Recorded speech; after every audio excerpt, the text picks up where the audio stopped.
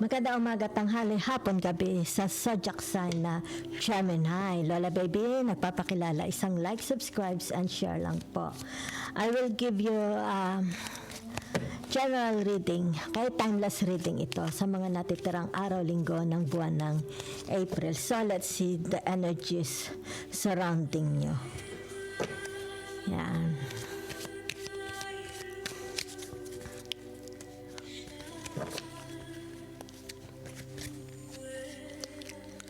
So, naririto, okay? Ibig sabihin nito, ano itong pinagdadalamhati mo, di ba? So, narito ang tinatawag the chariot, di ba?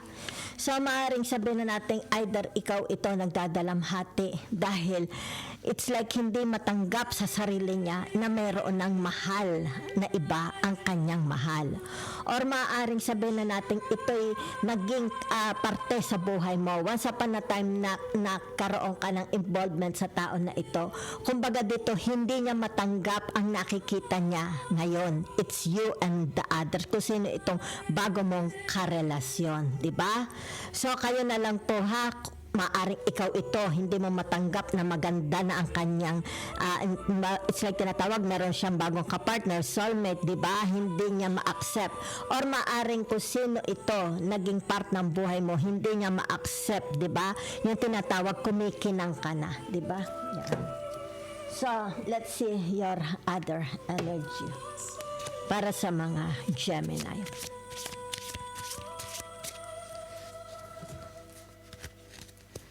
So, naririto ang tinatawag na the Hermit, di ba? So, naririto ang tinatawag na the Knight of Cups, okay?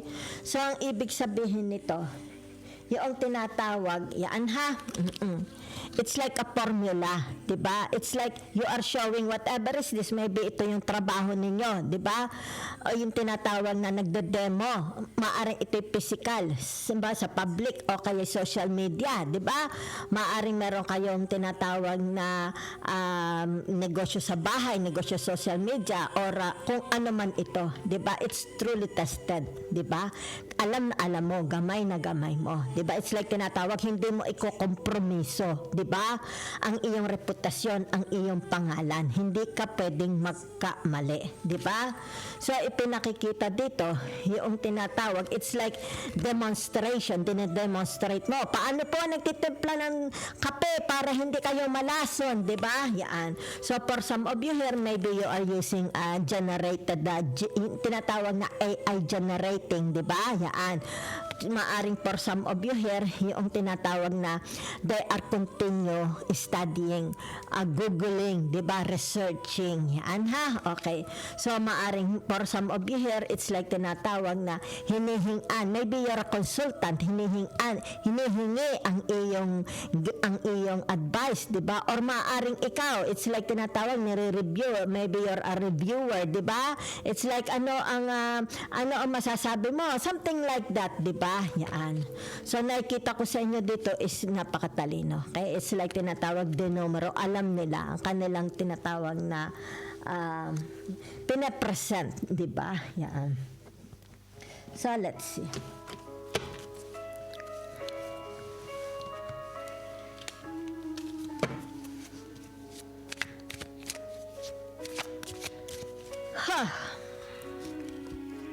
So, naririto ang tinatawag na the Seven of Swords, di ba? Okay. At saka ang ano ito, the Strength, di ba? Yan. So, the Seven of Swords, it has something to do. Sandali ha, ibababa ko. Yan ha, okay. So, yan ha, the Seven of Swords and the Strength.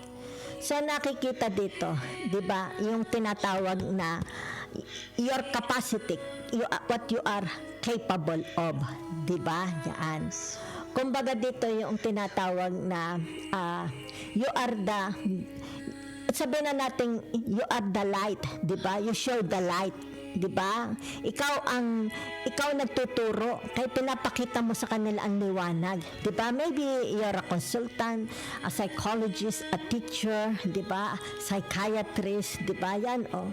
So, nakikita dito, di ba? So, meron ditong it's like tinatawag na pinagsasabihan, 'di ba? It's like ikaw hindi ka na nagtanda, 'di ba? Yan. So ibig sabihin nito yung tinatawag na merong it's like nagpapaliwanag but ini-ignore siya, 'di ba? Yan, ini-ignore. So, ibig sabihin nito, hindi siya accepted. Di ba? Kahit anong yung tinatawag na purity of their soul. Di ba?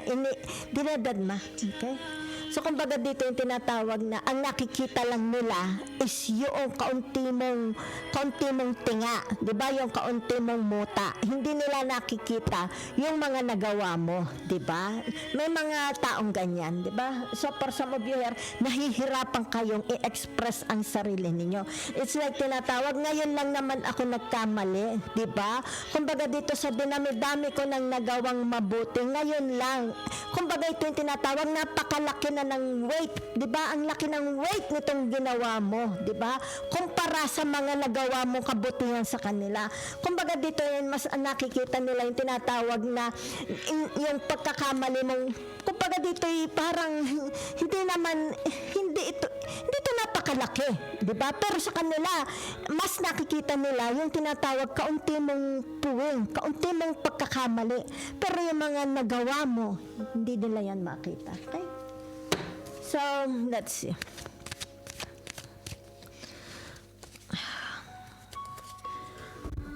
Okay? So, let's see Narito ang the Queen of Wands and the Four of Wands. Okay? So, ibig sabihin ng the Four of Wands, it's about your tinatawag tagumpay. Okay? So, ibig sabihin nito, grab it. Okay? Yan. Ibig sabihin nito, put it into action. What you are manifesting, put it into action para ito magkaroon ng tinatawag na success. Di ba? So, whatever is this, there is a manifesting of celebration, a winning. Di ba? Yan. So, ibig sabihin nito yung tinatawag na show to the world kung sino ka. Ayan. Di ba? Let's see the message and the advice from the universe. Teka muna So, nag-reverse ito Ang tinatawag na the Empress. Yan So, ibig sabihin nito yung tinatawag walang gana. Okay? Nawawalan siya ng gana. Okay? Yan. Ibig sabihin nito, it's like sa halip na i-suportahan ka nila, 'di ba? Sa halip na i-uplift ka nila, nawalan ka na lang gana, 'di ba? So, ibig sabihin nito yung tinatawag, it's like tinanggalan kanila ng authority, di ba? It's like you feel you are not good enough, di ba? It's like you cannot show them, the whole world, who you really are, di ba? So, nakikita dito yung tinatawag na hindi ka na nagiging, it's like, nawawalan ka na, hindi ka na inspired, di ba? Yan. So, kumbaga dito, it's like all your hard work, di ba?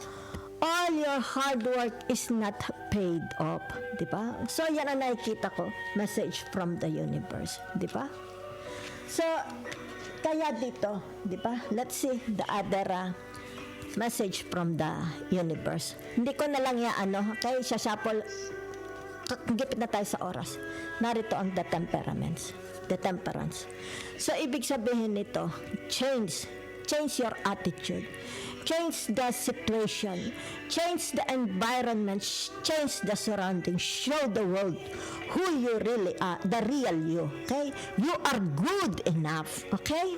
If you are not good enough for them, show them. It's like tinatawag, don't be insecure, don't be inferior, you are good enough. You have authority, okay? And you are very, very flexible, okay? And there is a tinatawag vacation for you, okay? There is a travel because the angel is here, okay? Your hard work will be paid off, okay? Magkakaroon ng pay off. So, ibig sabihin nito, yan. Ibig sabihin nito, it's about your authority. Gemini, okay? Yan. If they are pulling you down, don't let them pull you down, di ba? Yan. Thank you very much.